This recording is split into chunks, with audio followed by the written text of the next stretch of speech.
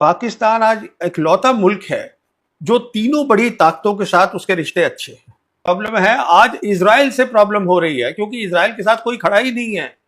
Israel के साथ जो जेडी वैंस हैं वाइस प्रेसिडेंट अमेरिका के, उन्होंने खुलेआम कहा है कि इजराइल के साथ सिर्फ अमेरिका खड़ा है।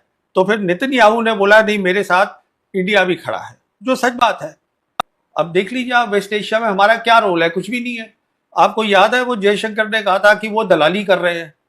अब इस लेवल की तो अगर आप बात विदेश मंत्री कर रहा है, अरे भाई वो दलाली क्या कर रहे हैं? वो जो है, देखिए जब भी पाकिस्तान कुछ करता है तो दो लोग जब मिलके काम करते हैं तो दोनों को एक दूसरे की जरूरत होती है। तो ये दलाली थोड़ा हो जाती है, ये विन विन होता है। मुझे भी आप चाहिए, आपको भी मुझे चाहिए। Marshal Asim Munir is the single person जो ट्रंप से डायरेक्टली बात कर सकते हैं और जो की एडवाइजर है ईरान के सुप्रीम लीडर मुश्तबा खिमेनी, वहां तक उनकी पहुंच है। हम वो बदनसीब मुल्क हैं जो ग्लोबल साउथ के हैं और खड़ा होना चाहते हैं ग्लोबल नॉर्थ के साथ। समझ में आ गया है कि चीन खड़ा है पाकिस्तान के साथ, हमें समझ में आ गया है कि पाकिस्तान की एयरफोर्स अच्छी एयरफोर्स है, तो हमारा कोई रीजन नहीं है उनसे लड़ाई करने का। और यही है, कश्मीर का जब इशू उठेगा तो पाकिस्तान को बहुत सपोर्ट मिलेगी, टर्की अकेले से नहीं मिलेगी। और मैं आपको याद दिला दूं, ये बांग्लादेश भी है। अभी किसी भी दिन हमें खबर मिलेगी कि बांग्लादेश के साथ भी पैक्ट हो गया। तीन मुल्क हैं मेजॉरिटी, जिनकी मुस्लिम मेजॉरिटी है साउथ एशिया में, बांग्लादेश, पाकिस्तान, मालदीव्स। दोस्तों, अंतरराष्ट्रीय कूटनीति और भू राजनीति की दृष्टि से भारत को बड़े झटके लग रहे हैं। यूं तो दक्षिण एशिया में भी उसकी स्थिति बहुत कमजोर हो गई है, मगर पश्चिम एशिया तो जैसे उसके हाथ से ही निकल गया है। और ये सब हुआ है प्रधानमंत्री मोदी और उनकी सरकार की एक के बाद एक चूक से। पहली चूक तो प्रधानमंत्री मोदी ने इजराइल से हाथ मिलाकर की थी। ऐसा करके उन्होंने भारत का बहुत बड़ा नुकसान कर डाला है। उनके इस एक कदम से पूरे पश्चिम एशिया में भारत की स्थिति कमजोर हो गई है और पाकिस्तान को अपने प्रभाव का विस्तार करने का मौका मिल गया है। मगर अब सऊदी अरब और तुर्की के साथ पाकिस्तान ने जो मक्का डिफेंस पैक्ट किया है, उससे तो पूरी भू राजनीति ही बदलती दिख रही है। इस पैक्ट से पाकिस्तान और मजबूत होकर उभरा है। यही नहीं, उसने अपने लिए ऐसी गोलबंदी भी कर ली है कि अब भारत उस पर हमला करने की सोच भी नहीं सकता। फिर अमेरिका पर भरोसा किया नहीं जा सकता और रूस का भरोसा हमने अगर पूरी तरह से नहीं खोया है तो कम तो कर ही लिया है। यह भी साफ है कि चीन पाकिस्तान के साथ खड़ा है। कूटनीति और भू राजनीति में ये नुकसान भारत को किस तरह से भारी पड़ सकता है कि हमारी फॉरेन पॉलिसी अभी तक गलत है, हमें अपनी फॉरेन पॉलिसी को ठीक करना है। इसको मैं इस तरीके से देखूंगा। अब जहां तक ये अग्रीमेंट का सवाल है तो देखिए, मैं इस पे आता हूं, लेकिन मैं ये समझना चाहूंगा कि आप इसे झटका क्यों नहीं मान रहे। क्योंकि ये जब वार शुरू हुई थी ईरान के खिलाफ अमेरिका और इजराइल की, और ठीक उससे पहले हमारे प्रधानमंत्री वहां गए थे और उन्होंने एक तरह से हामी भर दी थी नेतन्याहू को।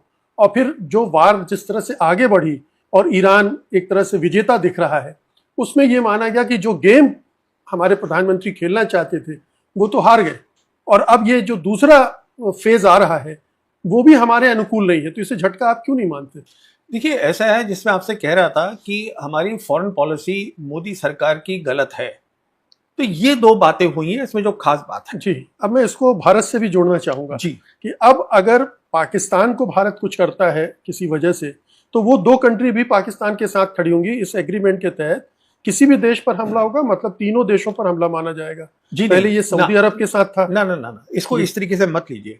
इसका मतलब ये होगा कि अगर हिंदुस्तान और पाकिस्तान की जंग होती है तो अगर पाकिस्तान को जरूरत है इन दो कंट्रीज की, किस तरीके की मदद चाहिए, ड्रोन्स चाहिए मान लीजिए टर्की से, या कुछ और सामान चाहिए, कुछ सऊदी से चाहिए, तो वो उसको प्रोवाइड करेंगे। जंग जो है, अगर वो कहेंगे कि आके हमारे साथ जंग लड़ो तो दूसरी बात है, लेकिन एग्रीमेंट में ये प्रोविजन तो है। हाँ, मैं मान गया आपकी बात। पर क्या होगा कि जहां तक पाकिस्तान का ताल्लुक है, पाकिस्तान जो है वो लड़ाई करेगा हिंदुस्तान के साथ चीन की मदद से। जो हमने सिंदूर में देखा था, पाकिस्तान की प्रोफाइल जो है इंटरनेशनल वो बढ़ रही है। धीरे धीरे हम देखेंगे 1-2 साल के अंदर। अभी उन्होंने ऑलरेडी एक डिफेंस कोऑपरेशन एग्रीमेंट कर लिया है सोमालिया के साथ, मतलब वो अफ्रीकन कॉन्टिनेंट में भी पहुंच गए हैं। अफ्रीका में आज जो 54 मुल्क हैं उसमें 20 मुल्क हैं जो कि मुस्लिम मेजॉरिटी मुल्क हैं, तो उनके साथ भी वो करेंगे। तो कहने का मतलब ये है, कश्मीर का जब इशू उठेगा तो पाकिस्तान को बहुत सपोर्ट मिलेगी, टर्की अकेले से नहीं मिलेगी। और मैं आपको याद दिला दूं, ये बांग्लादेश भी है। अभी किसी भी दिन हमें खबर मिलेगी कि बांग्लादेश के साथ भी पैक्ट हो गया। तीन मुल्क हैं मेजॉरिटी, जिनकी मुस्लिम मेजॉरिटी है साउथ एशिया में, बांग्लादेश, पाकिस्तान, मालदीव्स। आप देखेंगे ये तीनों एक साथ खड़े होंगे। कश्मीर का जो इश्यू है, ये अब पाकिस्तान की बैकिंग बहुत है।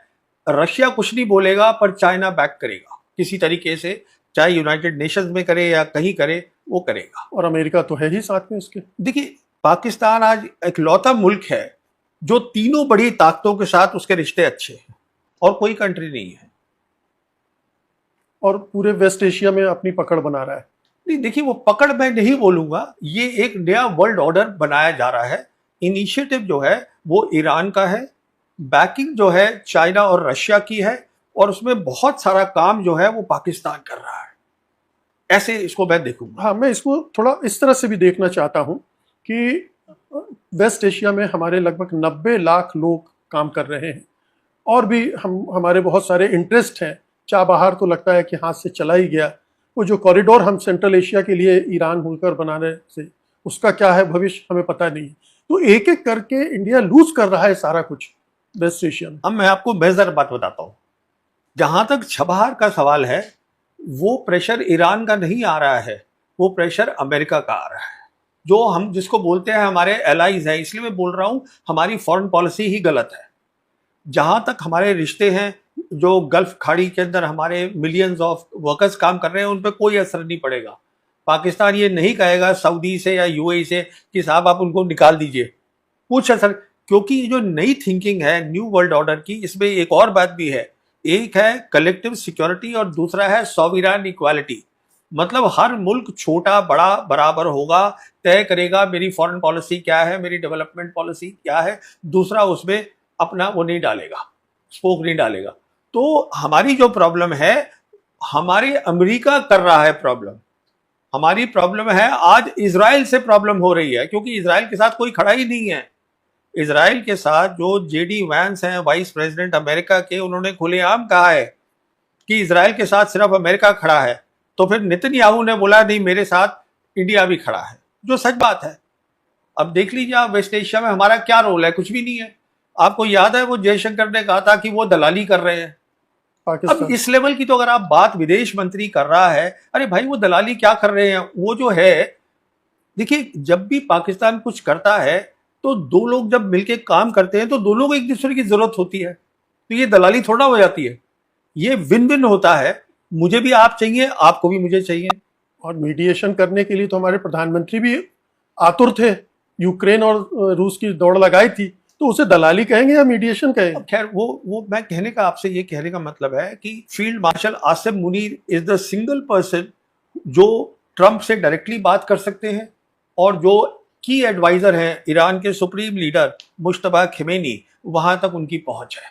हम वो बदनसीब मुल्क हैं जो ग्लोबल साउथ के हैं पर खड़ा होना चाहते हैं ग्लोबल नॉर्थ के साथ, क्योंकि हमारा वो कॉलोनियल माइंडसेट है कि अगर हम जाके गोरे आदमी को जफ्फी मार लें, उसको हक कर लें, तो उससे हमारा जो है कद जो है वो बढ़ जाता है। ये सोच है, अब उसको आप बदल नहीं सकते। अब भारत पाकिस्तान पर हमला नहीं कर सकता है, क्योंकि चीन और अमेरिका के साथ उसके ऐसे संबंध हो गए कि अब संभव नहीं है। क्या आपको लगता है ये पैक्ट होने के बाद वो जो कंडीशन है वो और भी ज्यादा कंसोलिडेट हो गई, अब और भी कठिन हो गई? देखिए, मुझे नहीं लगता मैंने ये अल्फाज इस्तेमाल करे होंगे। मैंने ये कहा होगा कि हिंदुस्तान को हमला नहीं करना चाहिए, ये मैंने कहा होगा, और पक्का कहा होगा। मैं बार बार बोलता हूं। उसका कारण क्या है कि ये सरकार क्या करेगी, ये सरकार को ही पता है। क्योंकि मैंने तो ये भी वीडियो किया था कि ऑपरेशन सिंदूर नहीं होगा, और देख लीजिए क्या उसका हश्र हुआ, उन्होंने कर लिया। अच्छा, जहां तक आज जो मैं बात आपसे बताना चाहूंगा, हिंदुस्तान का कोई रीजन नहीं है, पैक्ट का इससे कोई लेना देना नहीं है, इस एग्रीमेंट का उनका कोई रीजन नहीं है। अगर हमने सही लेसन ऑपरेशन सिंदूर के सीख लिए हैं, हमें समझ में आ गया है कि चीन खड़ा है पाकिस्तान के साथ, हमें समझ में आ गया है कि पाकिस्तान की एयरफोर्स अच्छी एयरफोर्स है, तो हमारा कोई रीजन नहीं है उनसे लड़ाई करने का। और यही कारण है बाकी कंट्रीज डिफेंस एग्रीमेंट कर रही हैं, उनकी फौज जो है कुछ वहां जा रही है, कुछ ट्रेनिंग हो रही है, वहां से इनको पैसा मिलेगा। अभी जो ये है, जो तेल है, ईरान मना नहीं कर रहा है इनको तेल ले जाने के लिए, इनको जाने दे रहे हैं स्ट्रेट ऑफ हॉर्मुज से। तो कहने का मतलब ये है, इनकी तो आज जो है, जिसे कहते हैं ना कि पांचों चांदी है, पांचों उंगलियां घी में। पर क्या ये उसका फायदा उठा पाएंगे? ये इनका इंटरनल मामला है गवर्नेंस का।